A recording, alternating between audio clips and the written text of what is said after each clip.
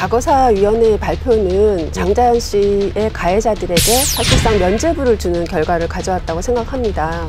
사건의 진실과 실체를 밝히기는커녕 오히려 결과를 은폐하고 왜곡하는 결과를 가져왔다. 과거사 조사의 성격상 외부 단원이 중심이 돼야 되는데 오히려 조사의 대상인 검사들이 사실 그 검사들은 개인이 아니고 검찰 조직을 대표해서 온 사람들입니다.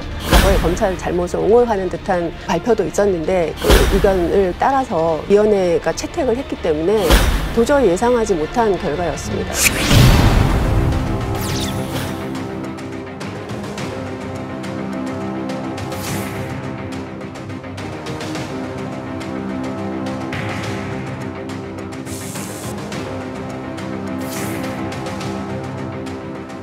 실물로 확인할 수 없고 진술이 엇갈리는 진상규명이 불가능하다고 결론을 내렸습니다.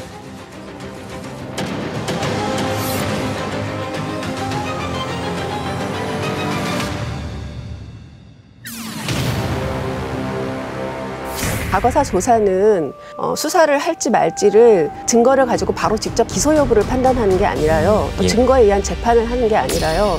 조사해본 결과 수사할 만한 대상이 있다고 판단되면 수사로 넘기는 거지 저희가 직접 기소를 하는 게 아닌데 지금 이 조사단의 검사들이나 또 위원회는 마치 당장의 모든 증거가 수집되어서 기소를 할 정도가 돼야만 수사 권고를 할 수 있는 것처럼 너무 좁게 판단했다는 게 가장 문제입니다. 조사하고 수사를 구별하지 못한 거죠. 당시 2009년도 수사 당시에는 성폭행에 관한 얘기가 전혀 없었습니다. 그러니까 전혀 수사가 안 된 거죠.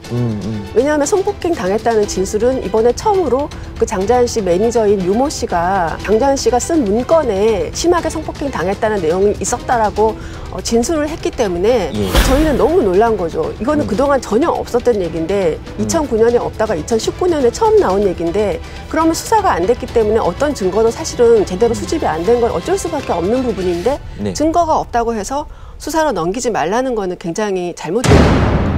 결국은 장자연 문건에 장자연 씨 본인이 성폭행 당했다라고 썼다는 내용하고 또 하나는 술에 약을 탔다라는 내용이 당시 문건에 있었다는 게 가장 중요한 증거이거든요. 어떻게 그거를 외면하고 넘어갈 것인가 저는 있을 수 없다고 생각합니다. 아무 수사를 하지 않았기 때문에 다수 의견은 사실상 직무를 유기한 거다. 왜냐하면 수사를 해야 되는데 안 했으니까. 아예 한 게 없어요. 근데 검사들은 이 부분에 대해서 수사 미진이라는 겁니다.